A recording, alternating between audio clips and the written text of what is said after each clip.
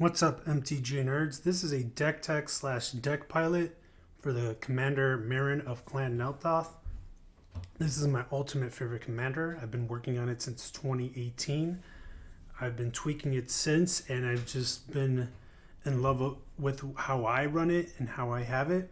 So I wanted to go through it with you guys and eventually get either people to run it this way or to get their feedback on how I run it. But so far, the way I run it, it's been a pod slash survivalist type deck where I'm always getting something to help with what's going on with the field. So it's got a toolbox type effect to it. But anyways, for those who don't know who she is, she's a Golgari 4-drop, 1 green, 1 black, 2 colorless. It's a legendary creature, human shaman. Whenever another creature you control dies, you get an experience counter, and at the beginning of your end step, choose target creature card in your graveyard. If that card's converted mana cost is less than or equal to the number of experience counters you have, return it to the battlefield, otherwise put it into your hand. So keep in mind, this is not a May ability. You must do this when she's out, so you must get something in your graveyard. And of course, you don't have the experience counters, it must go to your hand. That's kind of also key, because sometimes there's going to be times where we don't want to get something from our graveyard and put it into the battlefield. We might be willing to want to get something and send it back to our hand. Maybe we want to cast it again to get the ETB type effect, assuming we don't have the mana or the experience counters to get that creature back out. So as we go through this presentation, because these are slides, we'll see titles that are kind of specific to what my cards are doing, and I'm going to focus on those cards, what they do towards that title. You might be seeing things that look like they could also do other things. I might point them out, but most likely I'll try to focus those other aspects of what they can do in the other slides. I kind of want to push this towards somebody who's more newer, that's going to look at these cards and not know what's going on, and or people who don't even really run animating type decks, so they're not kind of familiar with the cards and what they do. But again, this is kind of for just newer people who want to try to run Meren, or just completely new to Magic and as a whole, or I should say Commander. I kind of want to push these keywords and what everything does and make this breakdown a little more detailed. So let's get into it. So ramp. I have 5 creatures that ramp, or I should say 5 mana dorks. Got the Elves of the Deep Shadow that's going to tap for 1 swamp, deal 1 damage to us. We got the Elvish Mystic, Llanowar Elves, and the Devoted Druid that all tap for green. Devoted Druid can possibly tap untap one more time and give us another green at the cost of putting a -1/-1 counter on her. And then we have the Deathrite Shaman that can tap to exile target land card from a graveyard and add 1 mana of any color. Got the Sakura Tribe Elder that's going to sack and get us a basic land into the play tapped. We got only 2 mana rocks in this deck. Mana Crypt and Soul Ring. They're the cheapest costing ones in terms of converted mana cost, and they can accelerate us forward. Then for sorceries, I only have 3 visits, or I should say 1 sorcery spell that's going to fetch me and get me a land. Then I have Calling the Ritual. Technically a semi-board wipe, but a very, very good board wipe that is going to hit a lot of things that are permanents that are 2 or less. This includes ourselves or our board state. And it's going to give us 1 green or 1 black of our choosing. And that's going to really accelerate you forward in a 3-man pod where a lot of people are running mana rocks. At minimum, just mana rocks. But keep in mind, it specifically says permanent, so tokens and are all getting hit by this. So this is really detrimental towards the token decks. And it's just going to ramp us up so much ahead of others. And I have won games. I think every time that I've casted it, I've won games. So if you don't have this card, you should most definitely be getting it right now. Sack outlets. There's only really 2 sack outlets in this game, or actually not game, in my deck. True sack outlets. The other things that we're going to see here are kind of just things we can sack our stuff to when we need to sack things.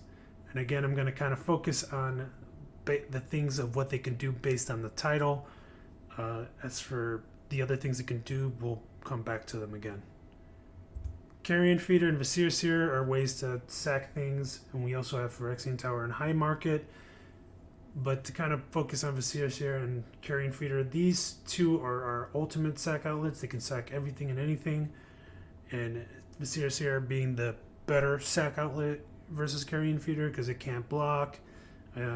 It doesn't have trample if it were to get bigger. It's only really getting +1/+1 counters, where Vizier Seer is scrying 1, so we're able to, in a way, manipulate the top of our deck, right? Because we either keep it there or drop it down. Then we have Phyrexian Tower and High Market, which are lands that they're going to be harder to hit by our opponents. But Phyrexian Tower technically is somewhat of a ramp, right? Because at the cost of a creature, giving us the 2 black mana. And then High Market is another way of just sacking things, gain a life. But again, they're going to be harder to hit, so we're going to always have a sack effect ready at instant speed that's not a creature, in case people try to interact with the board. It's going to be harder to interact with lands. Birthing Pod and Fiend Artisan, we'll go into later with them, but for now, you can activate their abilities, and with their activated abilities, you're sacking a creature. Diabolic Intent and Culling the Weak are other ways we can sack things and progress ourselves forward. Diabolic Intent is a tutor effect, and then Culling the Weak is an instant.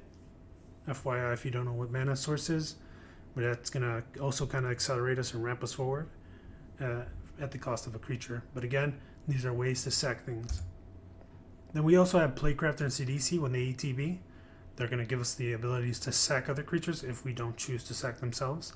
But, Playcrafter is going to help us hit Planeswalkers as well if they don't have creatures. If they don't have any of that, then they're going to discard a card, which is even better, because at the end of the day, when he ETBs, he's going to have an effect on each of our opponents. So that's going to be either each 3 creatures or possibly 3 Planeswalkers, if not a combination of the 2. And if none of those, then each of these individuals are going to be discarding a card. So some type of effect will take effect. Sidisi is just going to be something that you either sack one of the smaller things and get a tutor type effect, or we end up sacking himself. But preferably not himself, because, why not have a 4/6 Death Touch out there that tells your friends to just mind their own business. Death triggers. The main death triggers is Meren, right? Because we're trying to get her experience counters higher, and we have to do that by having all these deaths occur, mostly on our side, because it's only for our creatures. And keep in mind, this is another creature, so she doesn't counter herself. If you happen to board wipe or an opponent board wipes, you do not get a counter for Meren. Zulaport Cutthroat, when things die, he's going to trigger, and it does include himself. And I prefer him out of all the pingers because he can hit everything out there, or I should say not hit everything out there. He can hit 3 opponents, so that's 3 life per creature. Whereas other creatures, pingers, are mostly stating to target a player. I don't like that. I would prefer this, and it goes around that target type effect because you're not targeting anybody. Also, he's a 1/1. He can kind of get you first blood if you're in like in a league type, setting where you're trying to get first blood. This over Fiend Artist, or not Fiend Artisan, Blood Artist. It's just way better. Grim Haruspex. Another very beneficial death trigger in our deck. Keyword is another non-token, so this does not include itself nor tokens. But whenever a creature dies, we're going to be drawing cards. I want to point out Mikaeus in here too, because technically he's not a death trigger, but he gives things undying. He gives other non-human creatures undying, so it does not include himself, and most definitely does not include any of the 3 cards you see here, because all of them are humans. But you will see that we have a lot more non-humans that have ETB type effects that we will be abusing, or dying effects that we will also abuse when they all die, and get them to, basically another form of recursion.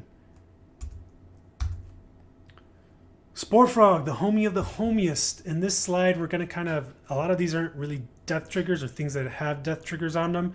They are causing death triggers. So Spore Frog, the homiest of the homie, the froggiest of the frogs, the G'est of the G. This guy will be your MVP of the deck. He's a 1-drop for 1/1. You sack him, prevent all combat damage. He tells people to mind their own business without you having to tell them. Just think about that for a second. You put them on the field, nobody's swinging at you. They're minding their own business. You literally have a way to put something out in front of everybody and let them know in real life to mind their own business. And this is what this guy does. Then other creatures in here, we have Caustic Caterpillar, Body Snatcher, Foundation Breaker, Kakusho, and Protean Hulk. With the Caterpie over here, you can sack him and also pay the 2 mana, the 1 colorless and the green. You get to destroy an artifact or enchantment, but it's going to cause that death trigger and progress us forward. Body Snatcher doesn't necessarily cause a death trigger, but he has a benefit that based on his death rate, he can get us a creature back with the assumption we discarded a card when we casted him. So that's the reason why he's in here. Foundation Breaker. This one is even better than the others because we never are going to pay for the 4 mana. We're always going to pay for the 2 mana.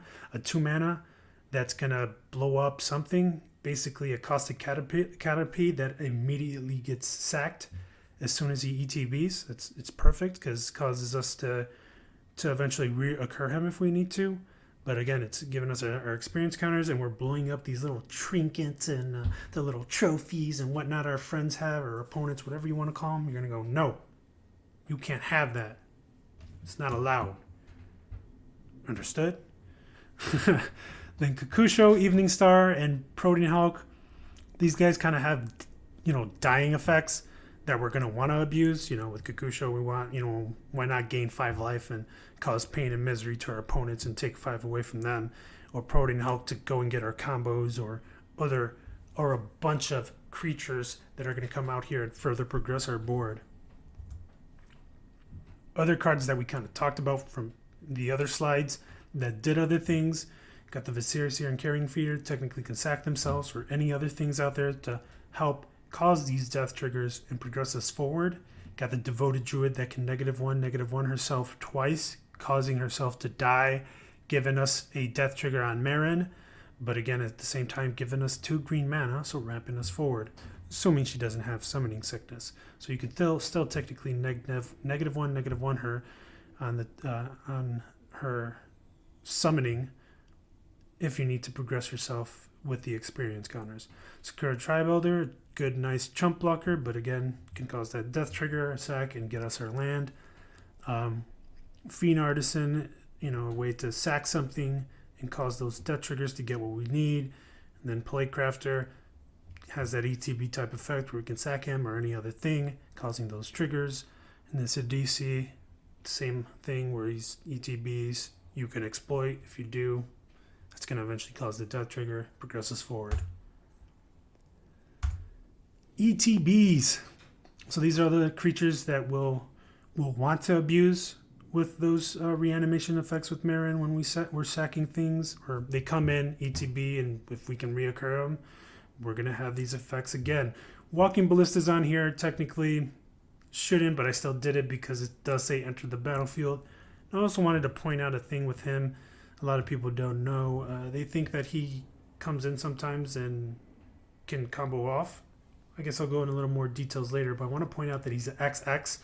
Therefore, you don't have to cast him. He can come in, but he's not going to come in with +1/+1 counters, as it specifically states, enters the battlefield with X. So the only way he can get +1/+1 counters on him is if you pay into it. So he will never get +1/+1 counters unless from other abilities. I'll explain that later. Either way, this is also an ETB type death trigger because if you cast him for free, He comes in and he dies, and he will accelerate your experience counter forward. So if you don't need this combo piece now, it's fine to put him in now and get that trigger immediately. Wall of Blossoms, gonna draw us a card when he UTBs. Rift Sweeper is gonna get us our exiled cards back to our library. We have a lot of tutor type effects, so that's fine. And of course, we have combo pieces and scary things that people are gonna want to exile because, oh my god, this Golgari player, this Meren deck, oh, he's gonna combo, exile. Okay, too bad, because I'm getting my stuff back anyways.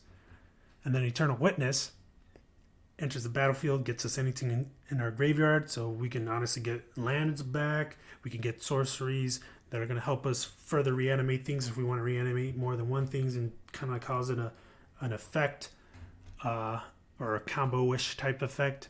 Got Ravenous Chupacabra that's going to ETB and kill something. We have Vile Entomber that's going to be an entomb on a creature's body. We'll explain about Entomb later. That's also a card in itself. An Acidic Slime enters the battlefield. Unlike all the other things that I have here that destroy artifacts and enchantments, this one specifically also has or land, so we can hit lands. So we can hit all these other lands that are probably very beneficial to our opponents, and we want to get rid of them and not have them, push themselves forward anymore. We have Phyrexian Delver that's going to enter the battlefield and get us target creature card from our graveyard, and we'll lose life equal to the mana cost. So this is going to help us either get our combos or help us get other cards that we want to recur and try to answer the field. You got Bane of Progress, which is a semi-type mass board wipe, specifically towards artifacts and enchantments. And then he becomes a big beefy boy that also happens to soak up removal, which is really good because he's really not the main part of the deck. Masker Worm. ETBs, creatures your opponents control get -2/-2. Very beneficial to cause, a big mass, semi-mass board wipe towards people because a lot of people have a lot of 1/1s or 2/1s or whatnot creatures or hitting token decks. This is the main reason I put him in there, and he's been since then more beneficial than that because a lot of people do run smaller creatures. But of course, if you can reoccur him, this really is very detrimental against token decks. And don't forget the benefit that whenever a creature an opponent controls dies, that player loses 2 life. And that's a static ability, not a one-time effect. The only one-time effect is when he ETBs for the neg 2. Other ETB creatures to keep in mind, again, the Playcrafter, the Foundation Breaker, Sidisi, and the Body Snatcher. These are other cards that have ETB type effects we can constantly abuse. Which is going to get us to the Toolbox section where we can go a little more in depth in explaining these creatures and their ETBs and whatnots, because they allow us to create this toolbox setup for the deck to answer everything based on our assessment of the board. So we have Birthing Pod and Fiend Artisan, which are going to give us that pod effect of getting things that we need. Birthing Pod specifically, when you pay the 1 in the Phyrexian green or the 2 life, when you do that, you will be sacking a creature, and based on that creature's converted mana cost, we're going to go up 1. So if you sack something 4, we're going to get something 5. So you have that pod type effect in this deck. You'll see within pretty soon as I go through this. We can see all the creatures that will show up that we can kind of build up to getting answers for things on the board. Or Fiend Artisan has kind of the basically almost the same effect, just slightly different, where we're paying X and Golgari and then sacrificing the creature. So instead of going up 1 based on the creature's converted mana cost, we're paying X into it so we can get the creature card with converted mana cost X or less into the field for what we need. So we're able to answer things. For Survival of the Fittest is the better choice because we're discarding creatures for 1 green mana at instant speed. These other 2 are not instant speed. So we can we'll be able to discard things we really truly intend to discard and help us, set ourselves up. Or maybe they're honestly just useless at the time, so we can throw them away, but they'll be in the graveyard so we can use later. but it will be able to get us things that we need to answer the board. 2 creature cards we have yet to talk about and aren't dying effects. Collector Oof and Dark Confidant. Collector Oof is another MVP, homie of the homies, realist of the real, Gist of the G. He's out here, he's not letting people have their chrome. He ain't letting them have their jewels. He's not letting them have fun. We're going to shut down these artifact decks. We're going to shut down all these mana rocks. Nah. That bling, all that other stuff you got, gone. We don't want it. Useless. Look at him. Look at the bling he has on him. He already knows what is in and what is not. And our opponent's stuff is out. Dark Confidant. This guy is going to be able to allow us to draw an extra card at the cost of some life. A lot of the times it's very little life, if not none, because we're getting lands. As for the rest of the toolbox creatures, we can start off with Dryad Arbor. I mean, not really can get to it, but if you do through fetching, you can start off there. That will get you to, 1 drop, whether we're trying to get, Carrion Feeder for a sack outlet or Vizier Seer as a sack outlet. Maybe we're trying to get another mana dork to, further ourselves up, and then you can get Dryad Arbor back at the end of turn with Meren. Or you're trying to get a combo piece, Disciple of the Vault, or again, Sport Fog, because you don't want anybody to have fun, and also to keep people to, stay away from you and mind their own business. Then, as you can see, as we sack these things specifically to Birthing Pod, it can kind of, go up by 2s. You can get the Collector Oof. Try to shut down all that fake bling out there. People got all this fake bling. You just can't have them around with that. And just nah. But keep in mind that will shut down Birthing Pod. Dark Confidant, maybe we want to draw more cards, or Devoted Druid to have that semi-ramp type effect with the ability to have her die and then trigger for the death trigger. Maybe you want another Fiend Artisan to further advance yourself and be able to bring multiple creatures out. I actually haven't done that yet, but something to keep in mind. Or Lesser Masticore, or Melira, I forget what her name is. Either way, combo pieces. Rift Sweeper, we want to get them to, get our exiled stuff back. Sakura Tribe to ramp. Wall of Blossoms to draw a card. Zulaport Cutthroat as a pinger, gain life if we need to have life gain.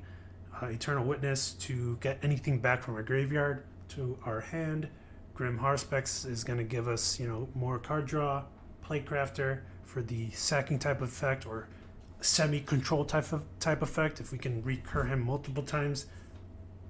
And it gets to the point where our opponents no longer have creatures and probably don't have planeswalkers. Not many people do, but if they do, this hits them. They're forced to sack them.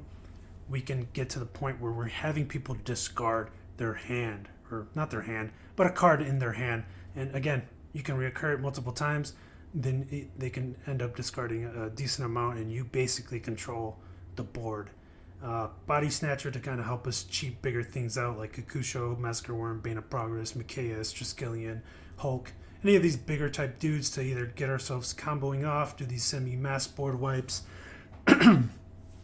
or get something else out here for a better effect than what he does, because he really doesn't do much. Foundation Breaker, again, another artifact enchantment type killer in here. Ravenous Chupacabra is going to destroy and get something we want. Biome Tumor has Entomb on a body, so we can get that effect where he ETBs and gets us something into our graveyard immediately, so that it can, on the trigger of Meren, we can go get something that was beneficial for us. Acidic Slime, when he ETBs, he can blow up everything and anything that's artifact or enchantment, but with the extra of a land. Phyrexian Delver has the reanimate on a body, so that's going to allow us to reanimate something on our side. Sidisi is going to let us, assuming we exploit, whether it be himself or other creatures, you sack those creatures, giving us the sack effect to allow us to tutor anything we want to our hand. Bane of Progress, that semi-board wipe I told you about, for artifacts and enchantments. Again, it includes yourself. But by the time we cast them, we don't really care. And most likely when you do cast them, or put them out, or cheat them, however you're getting them out, most likely your opponents are just so far ahead and you're just saying, nah, not today. You're not going any more further with them fake blings. Kakusho out here with the each opponent loses 5 life, and then you gain a life equal to that loss. So that's going to, push you. If you need health, go get him, or if not, you can want people to lose life this way. You can recur it multiple times, and it's going to be ending up. You're going to end up getting 15 life per each time you do this, and of course, having opponents lose 5 times the amount this occurs. Massacre Worm, same effect in terms of Bane of Progress with the semi-board wipe to neg 2 to their creatures and having them lose 2 life. And if you recur it, you're hitting things that are at 3 toughness, then 4 toughness. Hey, I've yet to get it to -6 yet, but there probably could be a situation where you can have this guy come out at 3 times and just hit the whole board.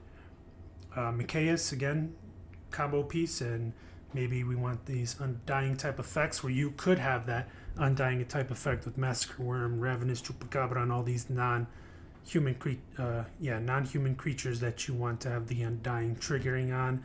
Skillian, the combo piece, and Protean Hawk, the piece that will help us get the combo pieces or further advance our board. Keep in mind, that's kind of like the Birthing Pod type effect when you're going up 1 based on the creature's converted mana cost, or you're paying X with Fiend Artisan based on the converted mana cost of the card you want to get in, or lesser. Or if Survival of the Fittest can skip all that, pay 1 green, discard one of these, get whatever you want. Anything you want. And then again, you could be discarding stuff, these bigger dudes to get smaller creatures to do smaller effects and build up the experience counter so that bigger creature you just discarded will eventually come back to the battlefield by the time it gets to end of turn, assuming nobody has interaction with Meren. So you can see here this toolbox based on the Birthing Pod, Fiend Artisan, Survival of the Fittest, and with Meren, with her experience counters, can have that type of effect of having and getting creatures that are going to deal with the board and have that semi-controlled type effect where we won't have a complete control because a lot of these creatures are dying and we're going to specifically be picking one creature back. But if we need to assess the board, we're going to have multiple options to do so. Spot removal.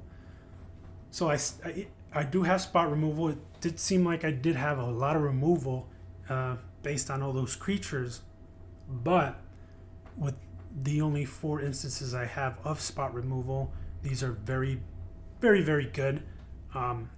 With Assassin's Trophy and Beast Within, we can hit any type of permanent at end of turn type of time frames, because with what we just kind of went through, a lot of that's done, if not at sorcery speed. The only way you can really do any of that stuff is at instant speed with Micaeus, if you have a sack outlet and you're doing that with the other creatures. Well, by the time you have Micaeus and a sack outlet, I'm pretty sure you probably have your combo by then. But if you don't, that's, I guess, one way of you can doing spot removal with those creatures. But just in case we don't, we have these instant type effects to deal with things that are very detrimental, so we can hold on to these cards. We have Deadly Rollick to exile target creature, and it can be free if Meren is out, and I think I've only casted it once, hard casted it once. Every single time it's been free. Force of Vigor, we can hit 2 artifacts or 2 enchantments of any combination with the expense of exiling a green card. And keep in mind, this is if it's not on your turn. If it is your turn and you're casting Force of Vigor, you have to pay the 4. But again, back to what I was saying, these are cards we can use at instant speed, so we kind of want to hold them. If we need to deal with something, it'd be beneficial to use Caustic Caterpillar, Foundation Breaker, Ravenous, Acidic. If we want to remove stuff, these are the stuff we want to do, and we'd rather do it at sorcery speed to deal with the board, so that we can keep stuff like these instances at instant speed, so that we can deal with at the end of turn. So when it gets to our turn, it's assuming, based on your assessment of the board and what it really does, we want to make sure by the time it's our turn, everything is good and dandy for us. Mass removal. So since we're in black, we have the 2 most prominent mass removal type cards that should always be ran: Toxic Deluge and Damnation. 2 extra type mass removal effect cards in this deck, Calling the Ritual, as we explain how really good it is and how it can really ramp us. But the other really, I guess, even better card than all of these in terms of mass removal is Living Death for 1 more mana.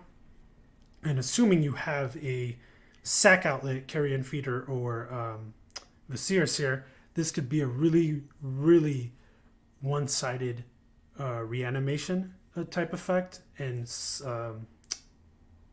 removal or mass removal. Because if you can sack everything at instant speed while this is on the stack, your whole board does, is in the graveyard with your Meren. Everybody has their creatures out. You're going to basically what this card is going to do is it's going to transfer everything in your graveyard to your battlefield and everything from your battlefield to your graveyard. So everything that was once on the battlefield is in your graveyard, and everything that was once in your graveyard, that's why it exiles it first so that they're separated. They basically replace each other. And again, if you have a sack outlet, you can make it really one-sided and in your favor. But of course, keep in mind when you're doing this, make sure you check people's graveyards and keep track of what they have in their graveyards when you want to cast this, so that they don't bring in creatures that are going to be very detrimental to the graveyard side of things. What if they have something out there that really is going to cause pain and suffering to you in your graveyard, and or based on what the creatures are going to ETB. So keep that in mind. 2 other mass removals we have in the deck that are pretty good. Again, semi-type mass removals or specific mass removals. Bane of Progress, which is going to hit our opponent's artifacts and enchantments, and Massacre Worm hitting these token-like type effect cards. Or again, if we can recur it, we can hit bigger creatures eventually.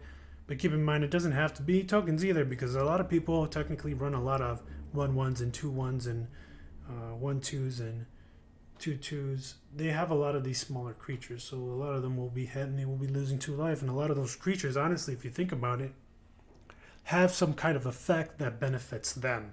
Right? Nobody's going to really have 1/1s and 2/2s out there for no reason. They actually have effects that will hit the board. Maybe they're turning lands into non-basic lands into mountains and type effects. Maybe there's something that's out there that's stopping ETBs, which technically will stop this Massacre Worm's ETB now that I think about it, but you get what I'm trying to say. These creatures have these kind of effects that are very detrimental. Hopefully it's not the ETB one, because then it does shut down Massacre Worm in terms of his ETB effect.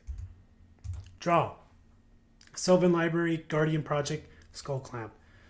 Skull Clamp, really good. 1 drop, 1 to equip, -1. We have a lot of mana dorks and 1/1s in here that we don't need, don't want, and probably not useful anymore mid to late game. We're going to use this to draw 2 and just keep doing that if we can recur that effect.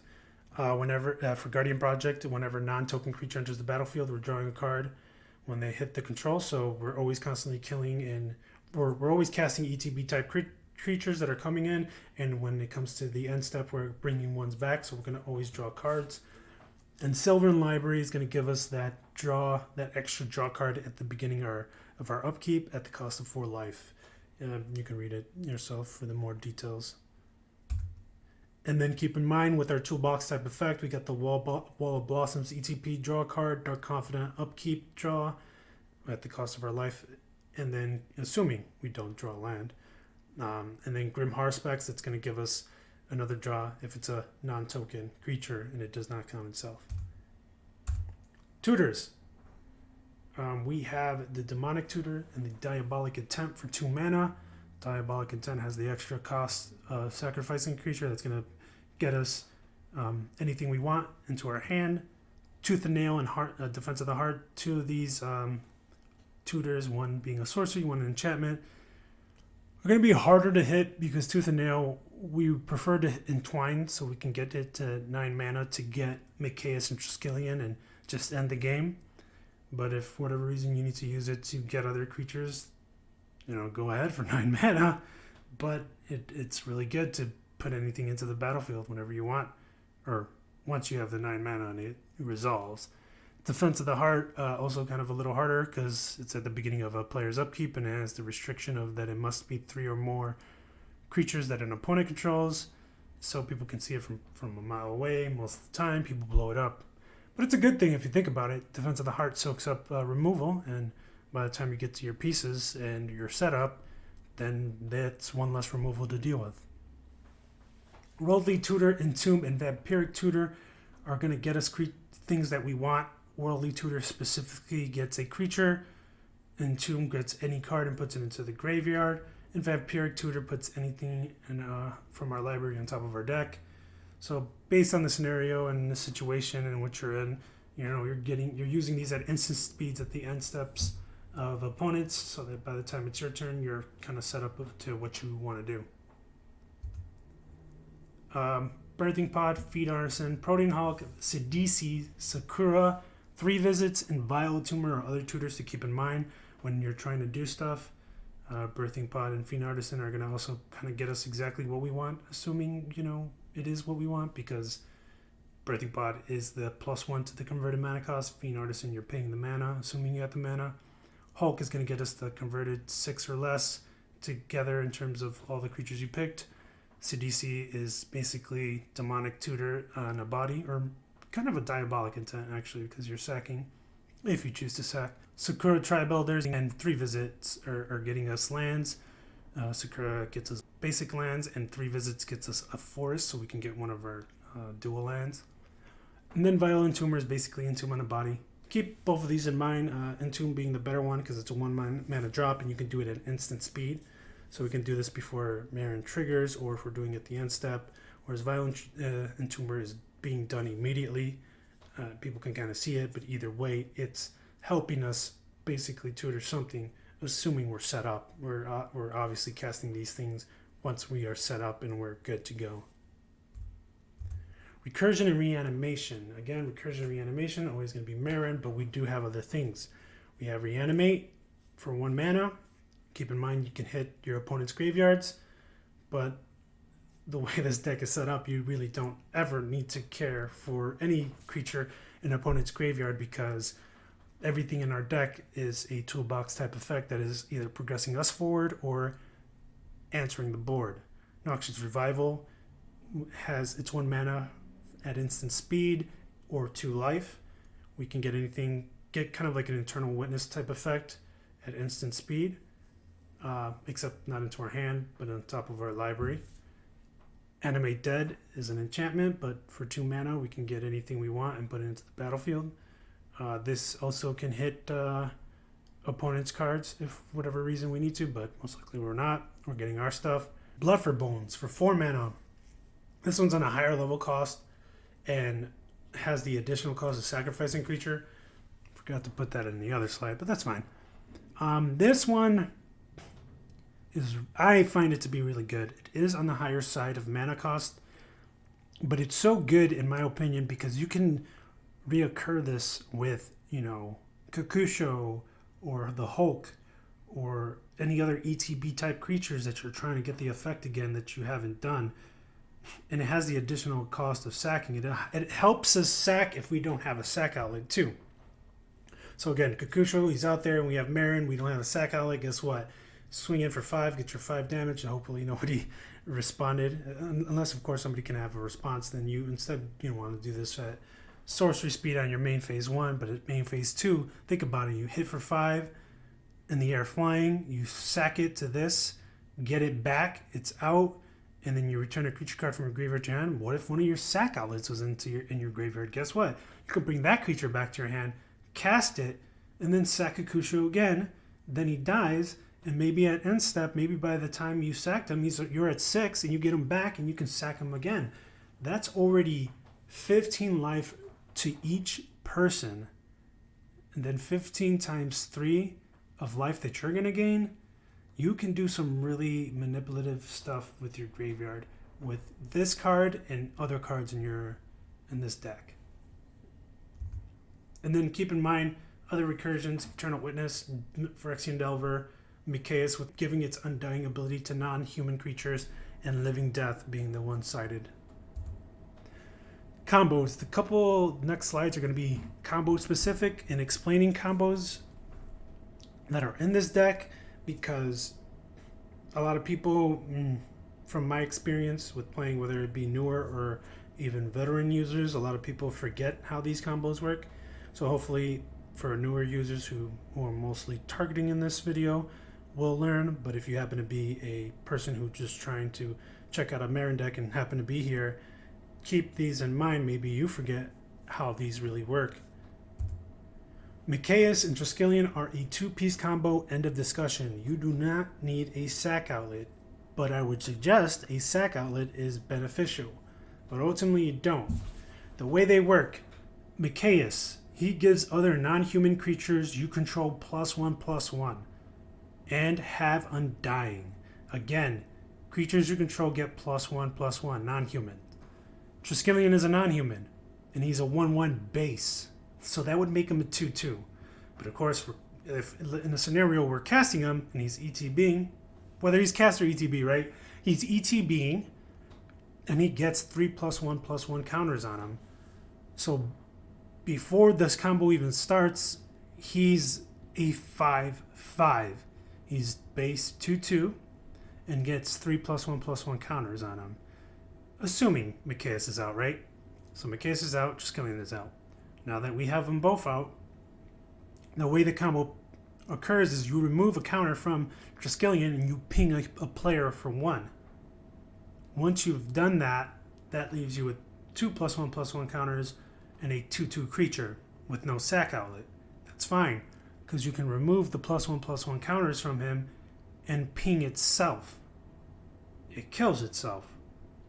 Then it goes to the graveyard, and then Undying will have its effect because he does not have a +1/+1 counter on him. Comes back, now he's a 6/6. He's still the 2/2 base, right? 1/1 for himself and 1/1 from Micaeus. Then he gets a 3 +1/+1s on ETB, and he gets a +1/+1 because of Undying. So now you have an extra +1/+1 to ping another person. But of course, keep 2 left, so 2 remaining, so that you can ping itself to cause itself to die. Hence why you don't need a sack outlet. But of course, these guys are 12 mana. You don't want to pay that mana. We're not trying to hardcast these guys. 2 quick ways to get them out is Tooth and Nail and Defense of the Heart, right? Tooth and Nail and Twine for 9. We can get these guys out so we don't have to pay the 12. Or Defense of the Heart. Hopefully somebody has 3 creatures and this triggers and nobody blows it up. These guys come out and immediately combo with these two, with both of these Tutor type effects that are going to cheat them in. But again, highly suggest that these come with a sack outlet, because when they start comboing off, people are going to try to exile them, get rid of them or exile them. So you want to sack them, preferably with Seer, because you can scry 1, but if you don't, Carrion Feeders is just better, because, or not better, just efficient enough, because at the end of the day, we don't want Micaeus to be exiled or Triskelion, because we don't want to go out and get the Rift Sweeper and get them again. But if we do, we have Rift Sweeper there. That's why this is a toolbox type deck where we can answer everything and set ourselves up. Another combo piece. This one also gets misinformed with. Actually, the opposite effect. Other people think Mike and Trike is a 3-piece combo, which it's not. It's a 2-piece. It can be 3, but it's honestly just 2. And Micaeus and Walking Ballista, some people think this is a 2-piece combo, when it's not. It's actually a 3-piece combo. Protean Hulk is another way to kind of get it out faster, assuming we have a sack outlet out, right? If we already have the Carrion Feeder and the Seer out, one of the 2, the actual true real sack outlets, we can start to combo off. But if we don't, you just can't, because think about it. Walking Ballista, if you get it with the Hulk, right? The Hulk gets you the Micaeus and the Walking Ballista, assuming that's the setup, right? Walking Ballista enters the battlefield with X +1/+1 counters on it. So it comes out with 0, and it's a 0/0. Another misconception is that he comes and he dies. He does not die. He's going to come in and he's going to have a base of +1/+1 because he's a non-human creature. So he's a 1/1. The other misconception is he can remove a counter and kill himself. Well, again, in order for him to have a counter, you have to pay X into it. But you can't, because he's been cheated in through Hulk. So, oh, another thing to keep in mind, Hulk can get 6 or less. Machias is 6, and we're getting Walking Ballista and Machias because Walking Ballista costs 0, because X equals 0. Anyways, so Walking Ballista has no way of getting a +1/+1 counter yet.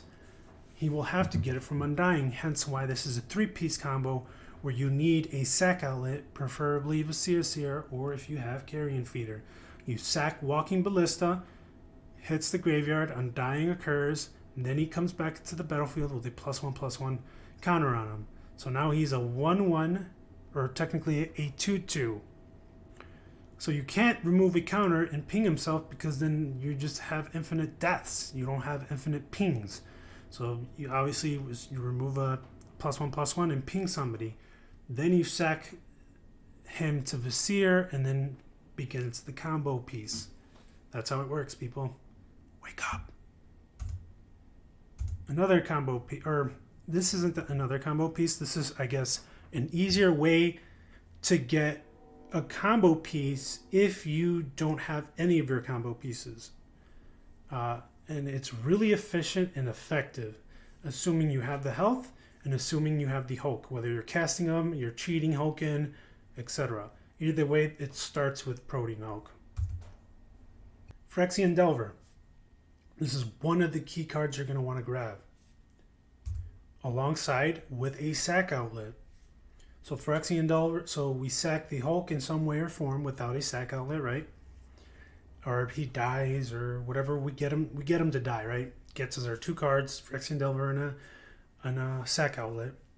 Phyrexian Delver, ETB, and you pick the Hulk again, so you're going to lose 7 life. That Hulk can now be sacked again. So we got the Hulk, we got our sack outlets, we're sacking the Hulk again. So then we're getting Machias and Walking Ballista with our sack outlets already out. So this completes the combo piece. As you can see, this all started with 1 card, technically 2, right? You want some kind of sack outlet that's out there. Or maybe you don't have a sack outlet and somebody is not informed enough about what Hulk does, and they're screw your Hulk, you're 6/6. I'm not taking that damage. I'm gonna block with my 1/1 death touch. Fine with me, perfect. Or you have the land sack outlets. Keep in mind Phyrexian Tower or the High Market or whatever, any way we can get him to die.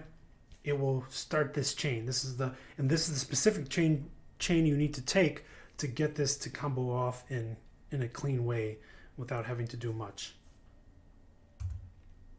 And the last combo in the deck, the Hulk can get very mana cost 6 or less. So we're going to get this combo piece, which is Disciple of the Vault for 1, Lesser Masticore for 2, and Malera for 2. This is already 5 mana, and keep in mind, we need that sack outlet. You always need the sack outlet so we can sack the Lesser Masticore, which is not going to get -1 from its persist, because Malera, I don't know how to pronounce her, the Human Scout, she's not going to give him or not allow creatures you control to have -1/-1 counters on them. So you just infinite sack him, and he can infinitely come back with the combo alongside with Disciple of the Vault, which each opponent or target opponent is losing 1 life. That's for combos. Let's get to lands. I have nothing but fetch lands in here. Or I should say I don't have nothing. I obviously have more, but I have how many we got? 1, 2, 3, 4, 5, 6, 7, 8, 9. So I have 9 fetch lands. 7 of them being lands that can get us specific forest or swamp. So this can get our dual lands to fix our mana. And then we still have more fetch lands because the fetch lands help us, with reducing cards in our deck. Lands, Bayou, Overgrown Tomb, Woodland Chasm. These are our duo lands. These are all swamps and forests. They can get fetched from our fetch lands.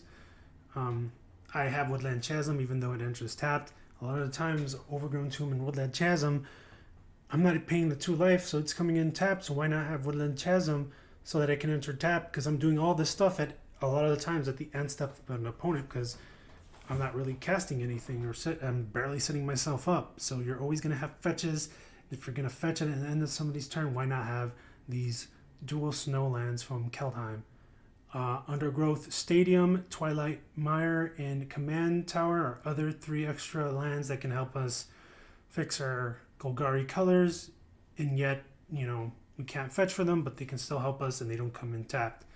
Dryad Arbor, unfortunately, does not tap immediately because it has summoning sickness, but it can be our first blood card that we fetch for, and we can fetch for it to kind of start a pod type effect. And it's something to sack if we need to sack. I run 7 forests and 5 swamps for my basics. Other really good lands in the deck that help us ramp forward are Ancient Tomb, gives us 2 mana but deals 2 damage to us. Cabal Coffers alongside with Urborg is going to allow us to create all these swamps, or have all our lands to be swamps in addition to their other types, and allow us to ramp with just 2 more mana, or 2 mana of anything to create, X amount of swamps. And Guileless Cradle is going to give us X amount of green based on the creatures we have. I usually have 3 to 4, so this guy is usually tapping for 3 to 4. And then keep in mind, High Market and Phyrexian Tower are other lands we have, but have the benefit of allowing us to sack something, a form of sacking, and again, harder to hit. And that's the end. This is my Meren commander deck, my favorite deck, my top deck. I would really hope somebody would run this deck the way I have it, or is inspired to run it similarly, and then give me feedback on how their games go and how they worked with this deck to, assess the board and push themselves forward to that victory, that win, and causing pain and misery and suffering to their opponents, aka your friends. I hope you learned from a lot of the stuff from here, whether, what kind of cards to run and the ETBs and the value you can get out of all these cards interacting with one another, and the setups, and as well as the combos. If you misunderstood combos from the past or just didn't have a complete understanding, hopefully this kind of cleared that up for you as well. I want to keep in mind some MVPs that I've pointed out before and wanted to point them out again. Spore Frog, Collector Oof, and Visir. These are top MVP type cards because, again, you're in Golgari, you're green, not really running artifacts, so the Oof is going to be your homie to shutting down a lot of people's mana rocks, and of course any other type of artifacts out there that are very beneficial for other decks. Spore Frog is going to shut down all these beating type decks and keep them away from you because you're telling them, nah, mind your own business, stay away from me. Because Spore Frog is your homie. He is your homie. He legitimately will sacrifice himself so you don't take any damage. Think about it.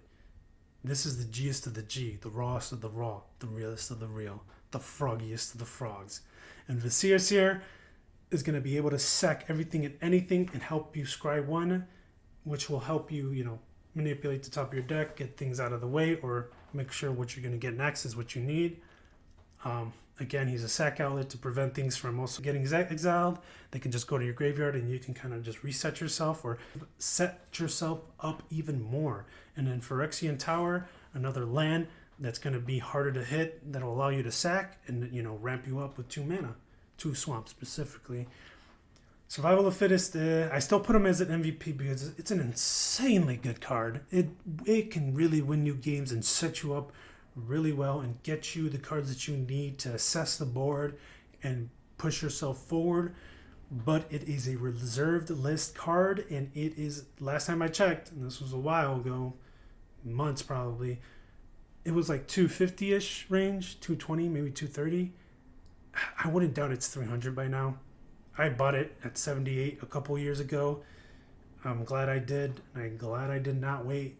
The card is expensive. If you can get it, get it. If not, then try to trade towards it. But I highly suggest it. It's super good. It just makes this deck so much more fun, and the thought process of trying to figure out what to get rid of at the same time being able to manipulate that card in your graveyard to eventually come back to the battlefield. It's just so much fun. Also, the ability to discard that card and throw another card out and kind of keep that chain effect. You got a bunch in your graveyard and you got the ones in your hand that you need or have already played. It's so much fun. And I think I do have one more. Calling the Ritual. Highly suggest this for all Golgari type decks or decks that have the colors green and black. Think about it, guys. Destroy each non-land permanent with mana cost 2 or less. How many mana rocks are in the beginning of the game, and how many people have all these creatures out there that are just sitting out there, that there's these 1/1s, these 2/2s, these 0/1s, or these 2/1s, these 1/2s, whatever combination they are, but happen to have converted mana cost 2 or less, they're out, they're gone. And it's such a benefit in this deck because guess what? Meren won't die because she's converted mana cost 4. It will hit some of our stuff, but if you don't have a sack outlet and you're trying to build up experience counters, this is going to hit those things and build it up. And guess what? You're going to have some big creature come in possibly if you hit a lot of your own stuff too. So keep these cards all in mind. These are all the MVPs. And this is the end of my slide. So like if you really like the video, subscribe if you really like this content, because I do plan to make more of these deck text / deck pilots of the commander cards I run and the way I run them, because I have a really specific way of running things. Maybe people like my strategy and my setup, maybe they won't, but if you do, hit that subscribe button so I can keep making more of these videos, and for sure comment to let me know about that. I would also like to that you come back and comment on here if you've done a deck similar to this. Give me your feedback of the cards you use, or maybe there's cards in here you don't use and you have a reason and why I should change some of these cards. Maybe you go out and actually run this deck, to a T. I would like to hear your feedback on how it ran and how you felt with it. So anything about this deck, just please comment, give feedback in any way, shape, or form, because I would like to interact and talk to people about how to even further tweak this. This is my main deck, my favorite deck. I'm always tweaking it, and I'm trying to find just every way to further advance it so that it's flawless. And I'm hoping to think that you guys are doing the same too. Anyways, reminder, like, subscribe, comment. Peace.